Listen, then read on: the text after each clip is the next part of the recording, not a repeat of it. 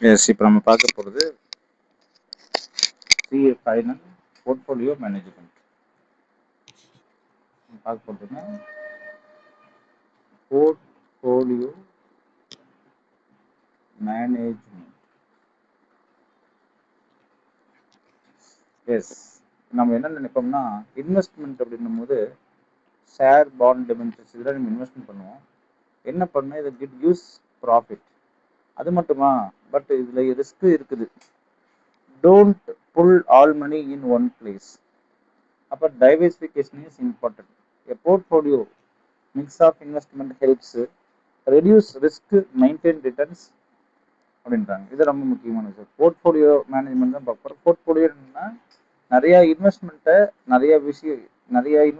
Mix பண்ணி ஒரே ஏல போடாமல் ஏபிசிடின்ற ஒரு 4 ஷேரில் போட்டிங்கன்னா ரிஸ்க் ரெடியூஸ் ஆகும் ஒரே ஷேரில் போட்டு வர்றதுக்காக. அப்போ risk means actual return different from expected return. முதலீடு என்பது ஷேர்ஸ், பாண்ட்ஸ், டிபென்ச்சர்ஸ் போன்றவற்றில் பணம் போடுவது. இதில் லாபமும் ஆபத்தும் இரண்டும் இருக்கும். எல்லா பணத்தையும் ஒரே இடத்துல போடக்கூடாது. இதை டைவர்சிஃபிகேஷன் சொல்லுவோம். போர்ட்ஃபோலியோ முதலீட்டு கலவை ஆபத்தை குறிக்கும், லாபத்தை சமநிலைப்படுத்தும். ரிஸ்க் என்றால் எதிர்பார்த்த லாபம் மாறுபடும் வாய்ப்பு. அப்ப அடுத்தது என்ன சொல்றாங்க அப்படின்னு பார்த்தீங்கன்னா மார்க்கெட் எமோஷன் சைக்கிள் அப்படின்றாங்க. இங்கிலீஷ்ல வந்து investors go through emotions. Optimism, excitement, thrill, peak, anxiety, fear, panic, depression. Best buying point வந்து டெப்ரெஷன் ஸ்டேஜ் இருக்கும்போது தான் நீங்கள் வாங்க முடியும். அவன் டெப்ரெஷன் ஸ்டேஜ் தான் நீங்கள் வாங்கிக்கலாம். ஃபர்ஸ்ட் பையிங் பாயிண்ட் எக்ஸைட்டிங் ஸ்டேஜில் இருக்கும்போது நீங்கள் வாங்கக்கூடாது அப்படின்றாங்க. முதலீட்டுகள் மனநிலை மாறும். நம்பிக்கை, உற்சாகம், மிச்சம், பயம், பதட்டம், மனச்சோர்வு. அப்போ நம்ம அவன் ஆப்போசிட்ல இருக்கக்கூடிய வச்சு தான் நம்ம கன்சிடர் பண்ணணும். ஆப்போசிட்ல இருக்கக்கூடிய டெப்ரெஷன் இருக்கும்போது நம்ம வாங்கிக்கிறது பெஸ்ட் அப்படின்ற மாதிரி சொல்றாங்க. அடுத்து வந்து activities in portfolio management.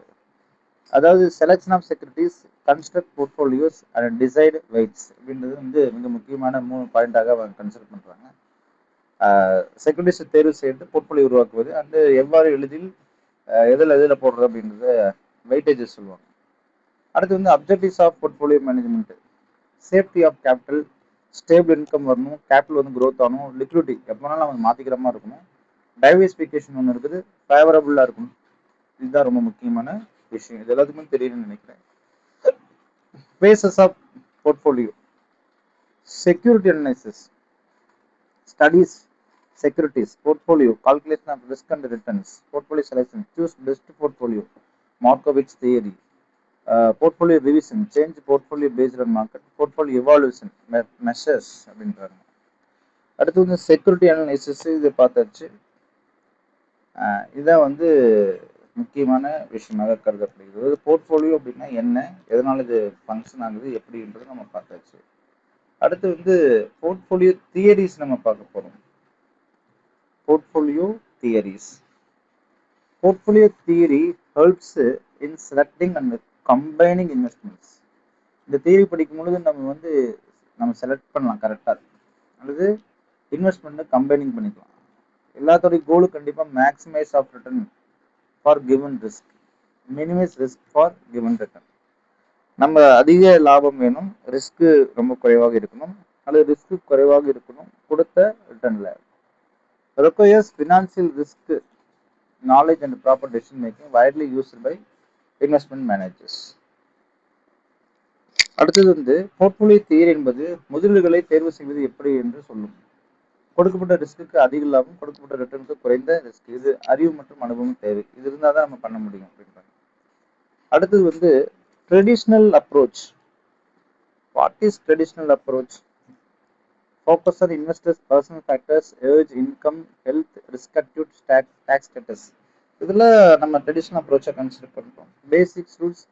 Don't put all money in one place. அதான் டைவர்சிஃபிகேஷன் சொல்கிறாங்க. Strategy balance, fixed income versus equity, high dividend and growths of shares, taxes, transaction cost, liquidity, இது எல்லாத்தையும் நீங்கள் கன்சிடர் பண்ணணும்னு சொல்கிறாங்க.